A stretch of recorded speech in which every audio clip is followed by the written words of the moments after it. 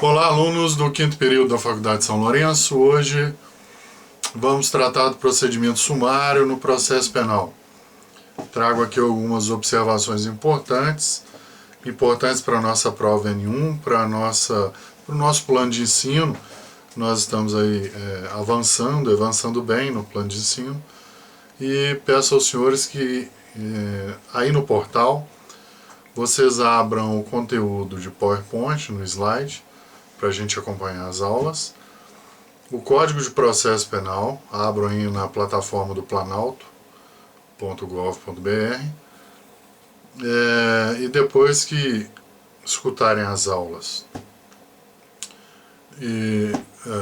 já podem se dirigir para fazer o exercício, a nossa atividade de frequência que está disponibilizada aí no site, tá?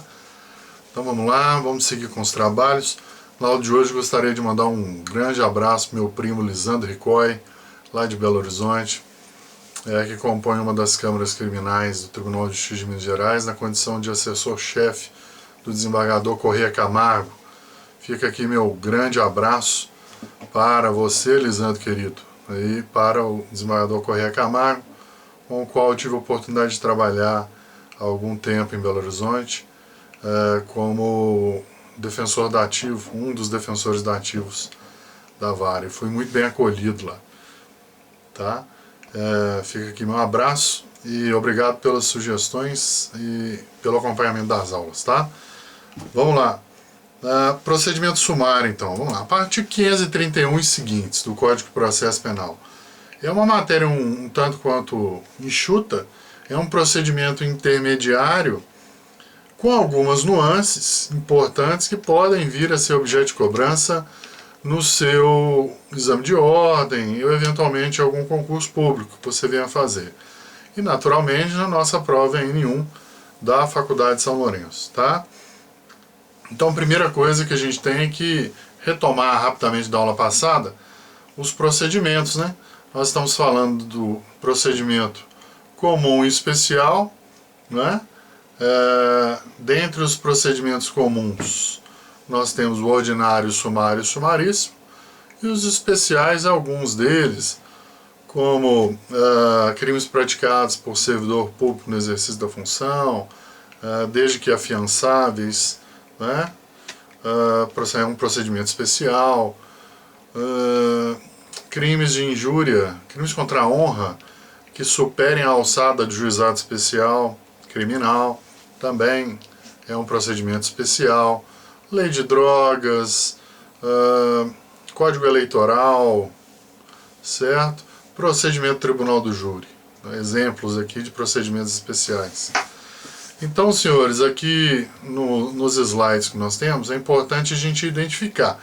No procedimento passado, que é o ordinário, nós sabemos que obrigatoriamente trabalharemos no processo penal com o procedimento ordinário quando a pena máxima fixada para o delito em abstrato for igual ou superior a 4 anos. Aí estaremos no âmbito de uma vara criminal trabalhando no procedimento ordinário. Aqui no procedimento sumário, no artigo 531 e seguintes do Código de Processo Penal, nós vamos trabalhar com aquele intervalo aberto da matemática. Não entra 4 anos e não entra 2 anos. É um procedimento intermediário, tá? Então é acima de 2 anos e abaixo de 4 anos. Aí estaremos no procedimento sumário, que é o procedimento da aula de hoje. Atenção para a identificação do procedimento, a identificação da competência do juízo. Devemos levar em conta aqui crimes praticados em continuidade delitiva, somando todas as máximas no contexto criminoso para identificar o procedimento. Devemos considerar também as formas majoradas do crime, se previstas em lei. Não é? Então, a exemplo do um crime contra a honra de calúnia praticado na rede mundial de computadores, não é uma calúnia juizado especial criminal. É um crime de calúnia praticado de forma circunstanciada, né? De forma majorada, nos termos do artigo 141 do Código Penal. Então a gente sai do procedimento sumaríssimo até 2 anos e partimos aqui para a análise do procedimento sumário em sede de vara criminal. Tá? Então é importante a gente analisar se para aquele crime específico que foi objeto do fato criminoso. Existem expressões sinônimas agora, hein? Majorantes, causas majorantes, ou causas de aumento de pena, ou forma circunstanciada do crime. Tá? É quando o legislador traz aquele aumento de pena de forma fracionada. E isso ele tem que fazer de forma expressa para aquele determinado tipo penal, que de alguma forma circunstanciada, o legislador vai aumentar a pena de forma fracionada. Tá? Devemos considerar também os crimes qualificados. Se o crime, no contexto narrativo fático, ele é mais gravoso, de acordo com a lei penal, eu não trabalho com a modalidade de tipo penal caput, por exemplo, dano. Eu vou trabalhar com a modalidade de tipo penal dano qualificado. Portanto, eu mudo a competência, eu salto da alçada do juizado especial criminal no procedimento sumaríssimo para uma vara criminal no procedimento sumário. Isso é muito importante a gente destacar para que o operador do direito, seja ele na acusação, o Ministério Público ou o advogado particular na queixa, ele não erre o juízo competente, que isso seria um erro crasso no âmbito do processo penal. Tá? Beleza. Sobre a marcação da audiência de instrução e julgamento. O artigo 531 já informa que o modelo sumário é um modelo mais ágil que o procedimento ordinário. Lá no procedimento ordinário, o legislador diz que a audiência de instrução e julgamento será marcada nos 60 dias seguintes, tá? Que, segundo o professor Nestor Távora, devem ser contados desde a denúncia. Eu aqui faço um ponderamento humilde aqui, dizendo que eu acredito que esses 60 dias no procedimento ordinário para a marcação da audiência de instrução e julgamento, ou agora os 30 dias para a marcação da audiência de instrução e julgamento do procedimento sumário, deveriam ser contados quando da citação, né? Quando a parte fosse efetivamente citada, né? O acusado fosse efetivamente citado e integrado nos autos, quer seja regularmente citado, quer seja citado por edital e que tenha ali na sua figura defensiva um defensor dativo que seja, tá? Um advogado nomeado pelo juiz, um defensor dativo. Então eu imagino que o melhor posicionamento seria de contar esses 60 dias para agendamento da audiência de instrução e julgamento, de até 60 dias, né? Não necessariamente 60 dias, de até 60 dias, para o procedimento ordinário, e aqui no procedimento sumário, de até 30 dias para o agendamento da audiência de instrução e julgamento. Tá? Então eu pediria aos senhores aqui que ficassem atentos com a forma que foi fixada no procedimento ordinário e a forma que foi fixada no procedimento sumário para o agendamento da audiência de instrução e julgamento. Em um, o legislador fala em 60 dias para o agendamento, em outro, o legislador, no artigo 531, fala que a audiência de instrução e julgamento será agendada nos 30 dias seguintes, que segundo uma posição doutrinária mais abalizada, e muito bem abalizada, do professor Nestor Távora, deve ser contado esses 30 dias da data de recebimento da inicial acusatória, seja denúncia ou seja queixa, tá bom? Ordem dos trabalhos na audiência de instrução e julgamento. Como é que funciona a ordem dos trabalhos na audiência de instrução e julgamento no procedimento sumário? Não muda praticamente a redação do artigo 400, que trata do procedimento ordinário. A ideia é a mesma, de uma audiência una, com concentração dos atos processuais, em nome do princípio da celeridade. Então eu tenho a oitiva do acusado, eu tenho, primeiramente, a oitiva da vítima, né? Eu tenho a oitiva da vítima, eu tenho as testemunhas da acusação e testemunhas da defesa, depois peritos, né? Acariações, reconhecimento de pessoas e coisas, e somente ao final eu tenho o interrogatório do acusado. Só ao final tem o interrogatório do acusado. Tá? tudo numa assentada de audiência, tudo numa mesma assentada de audiência. Tá bom? Atenção aqui, olha aí na observação número 1 que eu coloquei no slide. Número de testemunhas. O número de testemunhas previsto no procedimento sumário é de 5 testemunhas. Coincide aqui com o procedimento especial da Lei de Drogas, que também nós temos a previsão legal da Lei 11.343 de 2006, com o número de 5 testemunhas. Tá bom? Fica aqui a dica para a gente já não esquecer, já gravar esses números. Dentre os 3 procedimentos comuns que nós temos, ordinário, sumário e sumaríssimo, nós temos 8 testemunhas para o ordinário, 5 para o sumário e 3 para o sumaríssimo. Tá?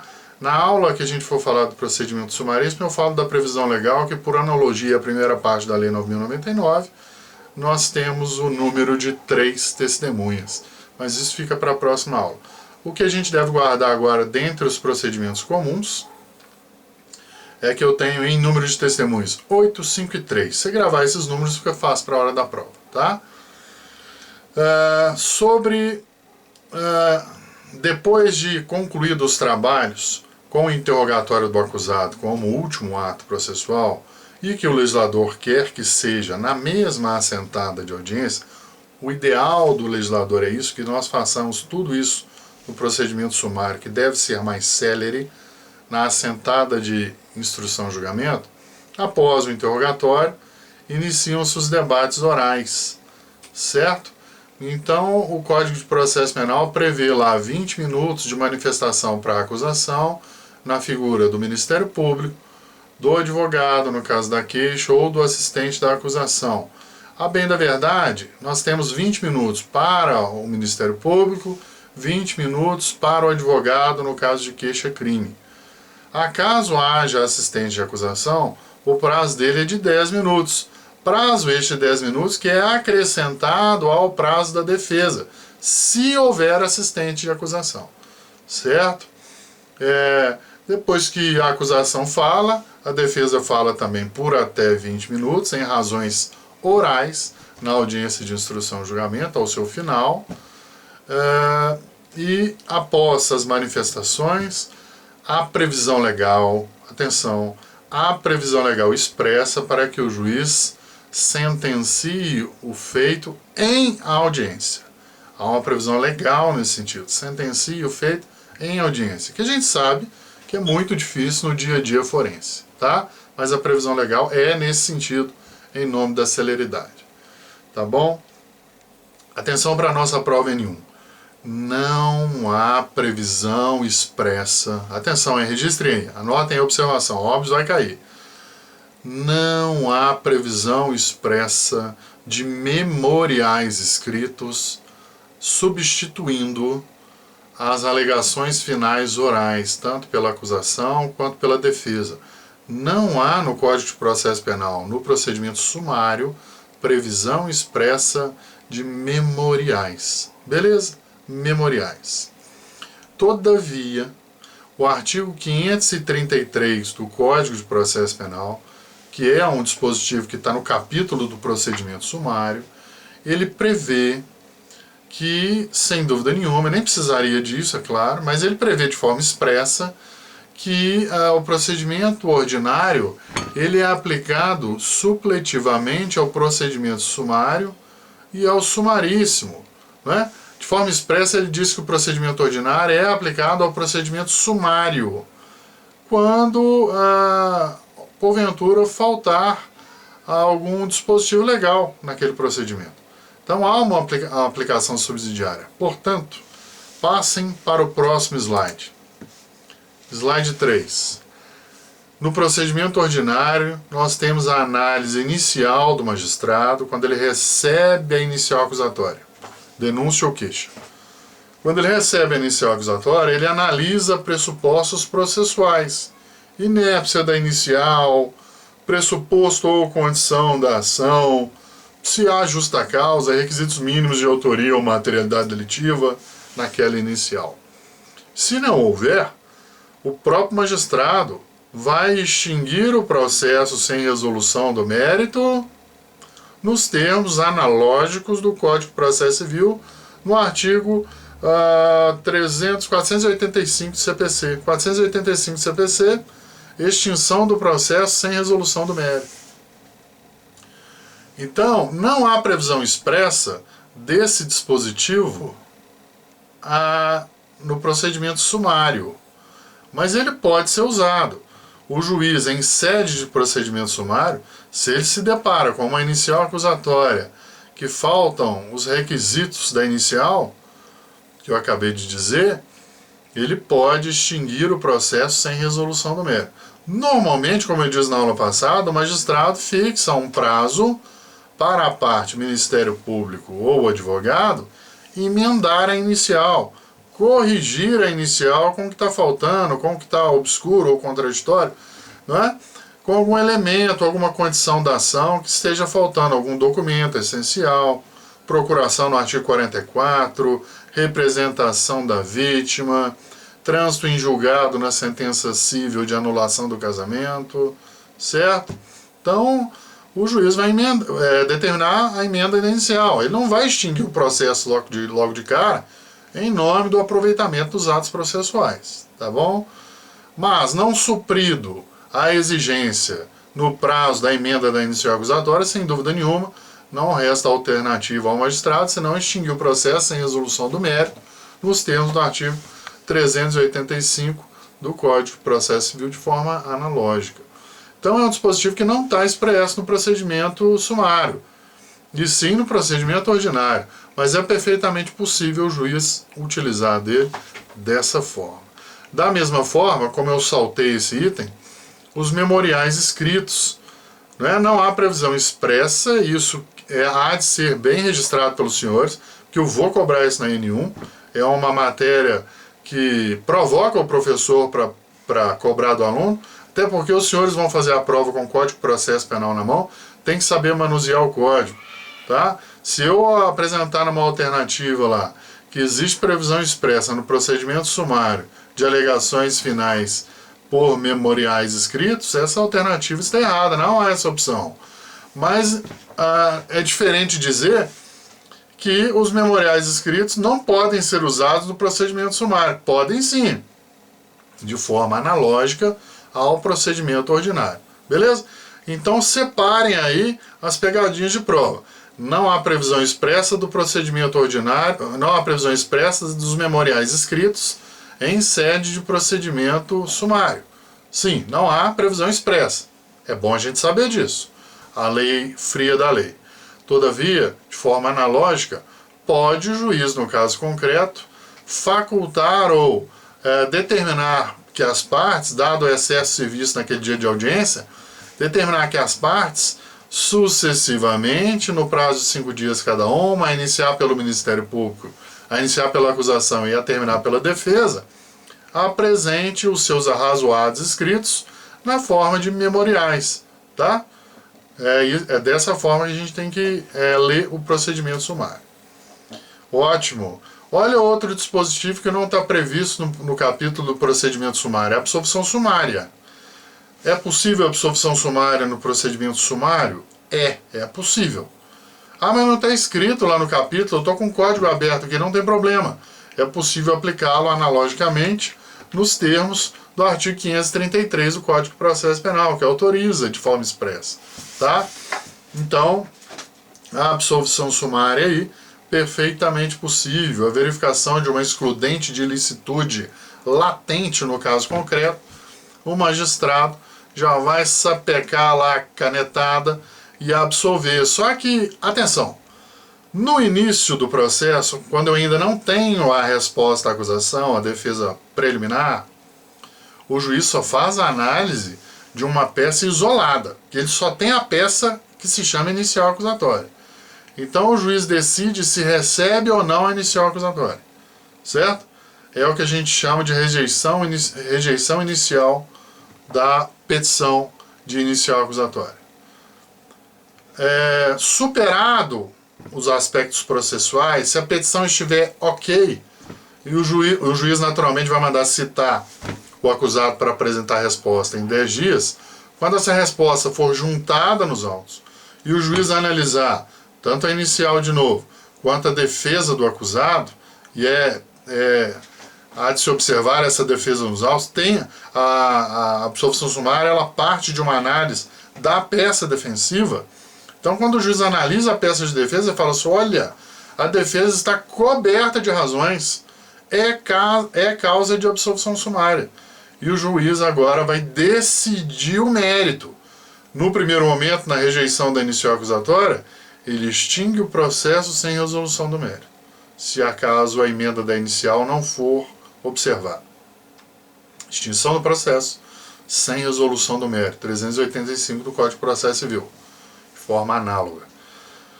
Superada essa etapa com a juntada da inicial acusatória no feito, com a juntada da defesa no feito, defesa completa, não é? Defesa preliminar, defesa robusta, aí o juiz já pode enfrentar o mérito. Mas enfrentar o mérito de forma bem precoce, não é? Nesse caso, o juiz de direito tem que exercer um juízo de certeza. O juiz de direito tem que ter um juízo de certeza absoluta em termos processuais de que se trata, por exemplo, de uma excludente de licitude, legítima defesa, por exemplo, que é verificada de forma latente, né? É verificada de forma escancarada naquele caso. Aí o juiz enfrenta o mérito e absolve o acusado. Tá? Então é possível a absolvição sumária no procedimento sumário. Beleza? Mesmo que não tenha previsão expressa. E para a gente finalizar, eu já caminhando para o final dessa aula, o artigo 538 do Código de Processo Penal, dentro do capítulo do procedimento sumário, ele nos diz que quando o juiz do juizado especial criminal, que está ali no procedimento sumaríssimo, não é isso? Juizado especial criminal, procedimento sumaríssimo, nossa próxima aula, quando esse juiz precisar de produzir um ato processual que não é autorizada a sua produção em sede de procedimento sumaríssimo do juizado especial criminal, quando isso acontecer, haverá um declínio de competência momentâneo entre o juiz do juizado especial criminal e o juiz da vara criminal dentro do procedimento sumário. Certo? Então, quando a gente conjuga o artigo 538 do Código de Processo Penal com o artigo 66, parágrafo único da Lei 9.099, diz lá, toda vez que em sede de procedimento sumaríssimo, dada a celeridade daquele procedimento, dada a informalidade daquele procedimento sumaríssimo, que nós vamos ver na aula seguinte, que o juiz de direito não pode perder tempo ali para produzir um ato processual. Exemplo, citação por edital. Não pode citação por edital no juizado especial criminal. Então esse juiz do juizado criminal no procedimento sumaríssimo vai delegar da sua competência momentaneamente para o juiz da vara criminal, que atuará dentro do procedimento sumário para produzir o ato de citação por edital e depois devolver os autos ao juizado especial criminal no procedimento sumário. Beleza? Então aqui há um diálogo de fontes entre procedimentos e um apoio, né?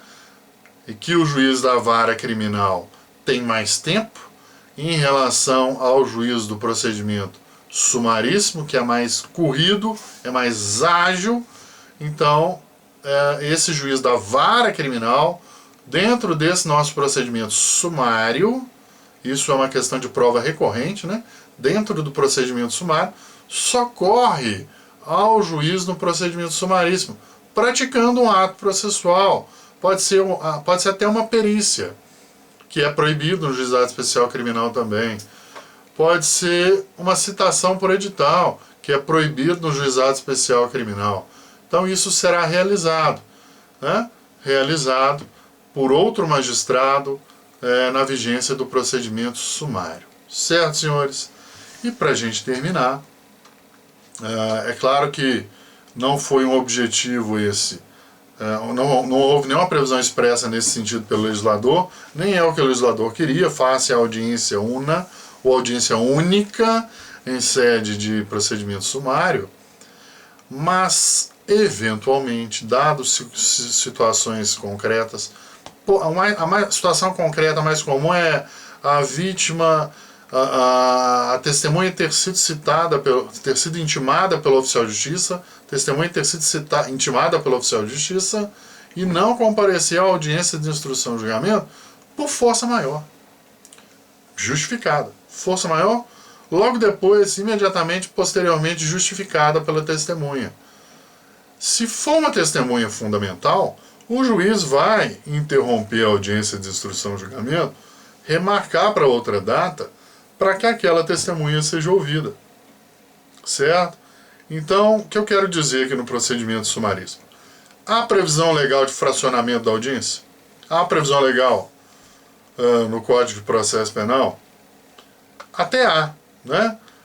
O Código de Processo Penal no procedimento sumário diz que nenhum ato será adiado, salvo quando imprescindível a produção de prova. Então há previsão expressa do fracionamento da audiência de instrução e julgamento. Mas é claro que esse não foi um objetivo do legislador, né? O fracionamento da audiência a gente pode entender como uma medida exceção, como uma exceção. A regra é a concentração dos atos processuais aqui na audiência de instrução e julgamento, tá? Um abraço a todos, um abraço ao professor Nestor, que recentemente fez uma live sobre o pacote anticrime, assim, fenomenal, tá? Com a energia que só ele, Nestor Távora, sabe dar à sua retórica, né? Ali com o celularzinho na mão, filmando o seu rosto e dando um show de 55 minutos de live, com temas atualizadíssimos sobre o pacote anticrime, focado no inquérito policial, que foi o tema que ele separou para a live, tá? Em breve o professor Nestor já agendou, salvo engano, para quinta-feira, amanhã, dia 16 de abril de 2020, só não lembro o horário, só procurar o Nestor Távora lá no Instagram. Acompanhe aí mais uma live do professor Nestor Távora. O volume de conteúdo que ele dá numa aula de 1 hora, que ele está ali disposto para falar só para aquele tema que ele for delimitar, é impressionante. Eu conheço poucos professores, poucos mesmo, com tamanha habilidade de sintetizar de forma muito clara o conhecimento. E ele faz isso com um enfoque voltado, óbvio, para o concurso público e fascina a gente assistir às aulas dele.